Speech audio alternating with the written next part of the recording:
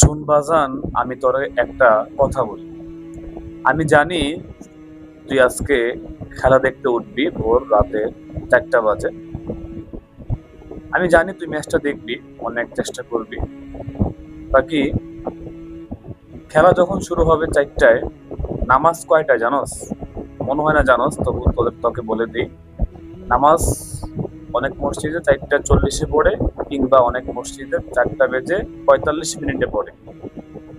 এখানে একটা হিসাব মিলা, যদি খেলা 4টায় শুরু হয়, তাহলে বাজান দেখতে পাবি তুই যে 45-এ কিন্তু একটা হাফ টাইম দেয়, বিরতির সময় দেয়।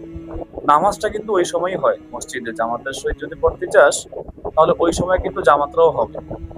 যদি একটু চেষ্টা করস, যেহেতু খেলাটা দেখতে উঠে গেছিস আগে আগে, নামাজটা যদি চেষ্টা করস পারবি ইনশাল্লাহ। যদি চেষ্টা করস পারবি, সেজন্য হাফ টাইমের ভিতরে নামাজটা পড়ে নিস। হাফ টাইমটাও হলো, নামাজটাও পড়া হলো, আবার পরবর্তীতে খেলাটাও দেখতে পারলি। আমি খেলার প্রতি উৎসাহ দিতেছি না, নাকি আমি চাচ্ছি যাতে করে খেলার ফাঁকে যেন নামাজটা যেন মিস না হয়ে যায়। ইনশাল্লাহ আশা করা যায় এই নামাজই তোকে আবার এই জঘন্য গুনাহের কাছ থেকে বিরত করবে ইনশাল্লাহ। ঠিক আছে, মিস যেন না হয় নামাজ। আল্লাহ হাফেজ।